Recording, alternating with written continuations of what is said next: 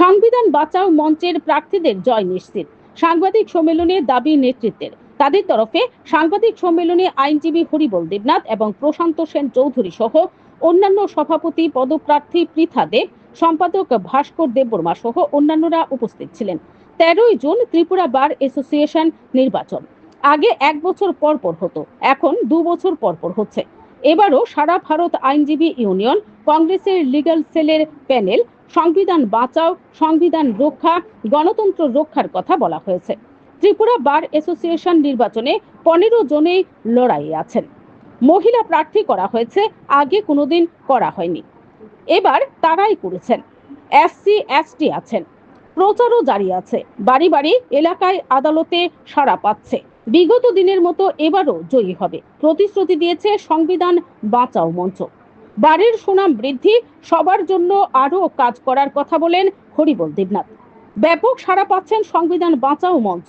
সবার কাছে আহ্বান তাদের প্রার্থীদের বিপুল ভোটে জয়ী করার আহ্বান। আইনের শাসন ভুলুণ্ঠিত, একটা অংশ বিচারের থেকে দূরে, বিচারের বাণী নীরবে কাঁদে। 8 বছর আগে সংবিধান বাঁচাও মঞ্চ সংবিধানকে রক্ষা করার জন্য সফলতার সঙ্গে কাজ করছে। মানুষের শেষ ভরসা আদালত। প্রার্থী চয়নে শিক্ষিত রাজনৈতিক সামাজিক মানুষের জন্য কাজ করার শিক্ষা আছে, তাদেরকেই প্রার্থী করা হয়েছে। সারা রাজ্যের আইনজীবীর কাছে বার্তা দিয়েছেন, ভালো প্যানেল করা হয়েছে। Bureau report, BTV Tripura news. আজ পর্যন্ত যতজন সভাপতি হয়েছে সবাই কিন্তু আমরা পুরুষ লোকে এখানে সভাপতি হয়েছে। সময়ের তাগিদে আজকে বার কাউন্সিল অফ ইন্ডিয়া এবং সুপ্রিম কোর্টও আমাদেরকে নির্দেশ দিচ্ছে, হাইকোর্ট, ডিস্ট্রিক্ট জজ কোর্ট সবাইকে নির্দেশ দিচ্ছে মহিলাদের জন্য একটা স্পেশাল রিজার্ভেশন এবং মহিলাদেরকে প্রাধান্য দেওয়ার জন্য।